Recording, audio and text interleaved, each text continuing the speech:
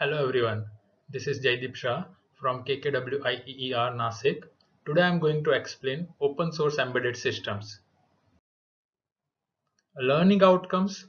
At the end of this session, students will be able to understand open source platform, benefits of open source, differentiate different open source platforms. Contents of my presentation: introduction, what is open source, why to use open source, embedded system, various open source embedded system, comparison of various boards, and references. Introduction. Open source is one of the most interesting technologies topics these days. As its name implies, open source refers to software and hardware that is freely available. First, we are not talking here about giving away chips for free. Open source hardware refers to the IP, the circuit design or schematics. What is open source and why use it? Open source provides a path to use or develop hardware and software that has been created by thousands of contributors around the world. Second, as they become available, new applications can be ported to target boards for various microprocessors and microcontroller families. Open source nature. The advantage of open source is a free license coupled with the fact that the hardware and software are accessible, which means users can change the code, modify the hardware, and add new features to existing versions. Second, open source allows multiple contributors to identify and fix any bugs that are present in the existing system. Availability. Developers can take existing software routines and enhance them as per their application requirements. In addition to open source applications, there are also various open source operating systems such as Android for mobiles and Ubuntu, Linux Mint, and Chrome for desktop. Rapid development of electronic, computer, and information technologies has enabled design and implementation of different types of so-called embedded systems used for many different needs and purposes for many practical applications like agriculture, then educational. Such systems are designed and implemented to be maximally adapted to concrete applications and to efficiently perform specific needed functions. Also, such systems should be as simple as possible, with as much small dimensions as possible, as cheaper as possible, to consume as little energy as possible. Those systems are always specialized and optimized systems for some specific purpose and are used in almost all areas of human activities. Different hardwares and software solutions, different hardware and software platforms can be used for the development, design, and implementation of such embedded systems. I'm going to give examples in coming slides.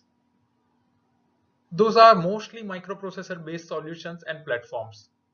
What practical solutions will be used primarily depends on the specific requirements that such systems should satisfy in accordance with concrete need.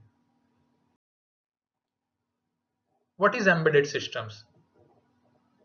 Embedded systems are electronic systems with very strong integration of hardware and software designed to perform some specific functions. Those are computer-based electronic systems built into another system for what they provide better functionality and performance. Embedded systems are special purpose systems where the system is fully encapsulated by the device it controls. Such system platforms one or more predefined task, usually with very specific requirements. Arduino Uno. In coming slides, I am going to explain few open source platforms. The Arduino Uno is a microcontroller board based on Atmega 328. It has 20 digital input-output pins, of which 6 can be used as PWM outputs and 6 can be used as analog inputs.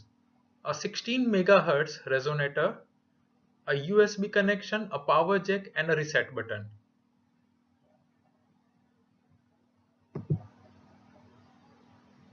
Here we are having 6 PWM pins, pin number 9, 10, 11, pin number 5, 6. These are PWM pins. Pin number 2 and 3, these are for interrupt, means it is for interrupt driven data transfer. Analog pins, as we can see from this side, analog pin 0 to analog pin 3. Then I2C. I2C, these two pins, and SCL and SDA. These are for serial communication. Here we are having USB port which we can connect with computer. Reset button, hardware reset button is also there. 16 megahertz crystal is connected here. Uh, Here we are having TX and RX LED.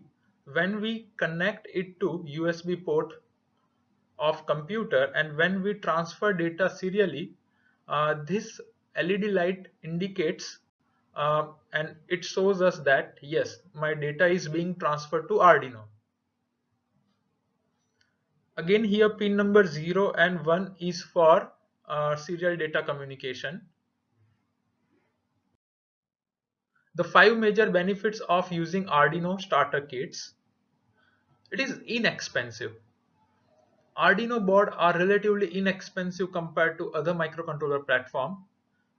The least expensive version of Arduino modules can be assembled by hand, and even pre-assembled Arduino modules cost less than $50, means around 3,500.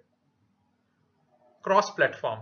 The Arduino software runs on Windows, Macintosh operating system, and Linux operating system. Most microcontroller systems are limited to Windows only. Simple, clear programming environment means the Arduino programming environment is easy to use for beginners, yet flexible enough for advanced users to take advantage as well, so they can work on some advanced projects with their friends. For teachers, it's conveniently based processing programming environment, so students learning to program in that environment will be familiar with the look and feel of Arduino. Conventional Arduino Uno is available in around 300 or 350 rupees. Other advantages of Arduino: open source and extensible software. The Arduino software is published as open source tools available for extension by experienced programmers. The language can be expanded through C++ libraries. Nowadays, everyone knows C and C++ from first year engineering or other. At school level also, students are working on C and C++. And people wanting to understand the technical details can make the leap from Arduino to AVR C programming language. This one is the advanced programming language for advanced microcontroller. Similarly, you can add AVR C code directly into your Arduino platform if you want it. Open source and extensible hardware. The Arduino is based on Atmel's Atmega A8 and Atmega 168 microcontrollers. The plans for the modules are published under a Creative Commons license, so experienced circuit designers can make their own version of module, extending it and improving it. Even relatively inexperienced users can build the breadboard version of the module in order to understand how it works and save money. So many people, they are doing many programs like interfacing of temperature sensor, interfacing of humidity sensor with Arduino. So second example is a Raspberry Pi. So there are many features which are much more advanced as compared to Arduino Uno. Here we are having two USB ports. Processor is much better as compared to Arduino Uno.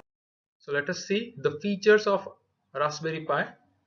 The Raspberry Pi development board is a small pocket-sized computer running the Raspbian operating system, which is variant of Debian Linux.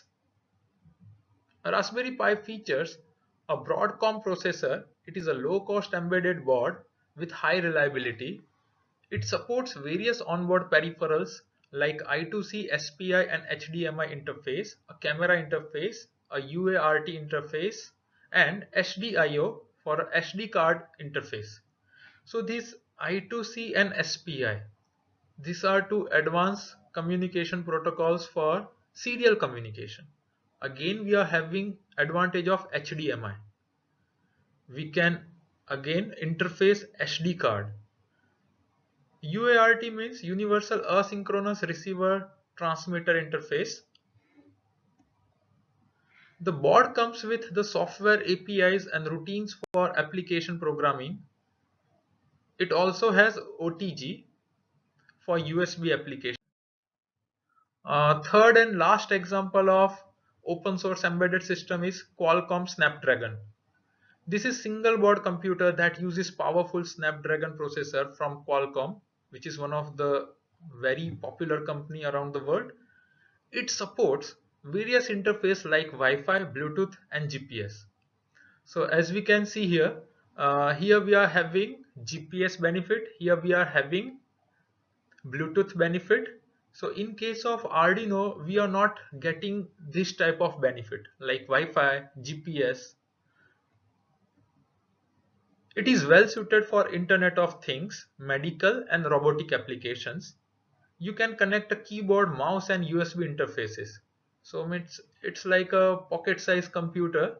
So very easy to take with us and we can do our work anywhere. As you may know, some smartphones are coming equipped with the same processor. This one is a small pocket sized Snapdragon. So let us compare the actual capabilities of a different microcontroller and processor board. Okay, before that, Raspberry Pi Model 3. So here we are having 40 pins. Here we are having 4 USB ports. As we can see from this diagram, one HDMI and one camera port is also there. So let us compare Arduino Uno and Raspberry Pi model. So price is almost same. Clock speed is 700 megahertz, very fast. So here we are having again a flash memory of 32 KB only in case of Arduino Uno. Here we can connect micro SD card. So we can transfer large amount of data and programs.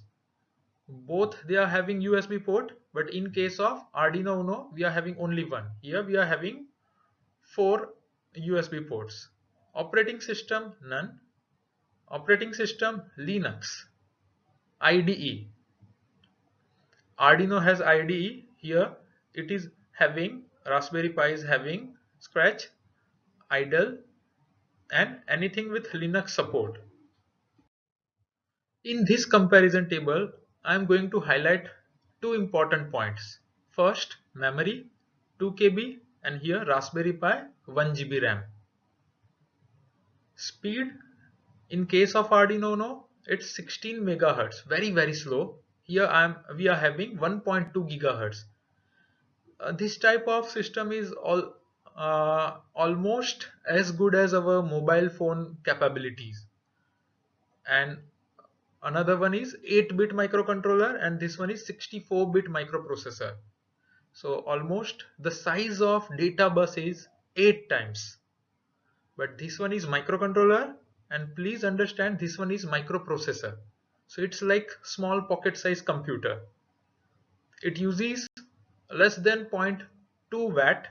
It uses several watts. By using Arduino, we can interface with various sensors, actuators, and we can learn a lot. So there are hundreds of projects based on Arduino. Summary of my presentation. There are many forums present on the internet in which people are talking about Arduino, engineers, hobbyists, and professionals are making their projects through Arduino. So we should conclude the advantage of Arduino by saying that during working on different projects, you just have to worry about your innovative idea. Can you do that?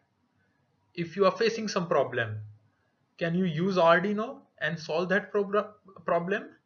The remaining will handle by Arduino itself. Remember, Arduino is microcontroller. Raspberry Pi and other Snapdragon, they are microprocessors. So interfacing many sensors and actuators are not possible easily.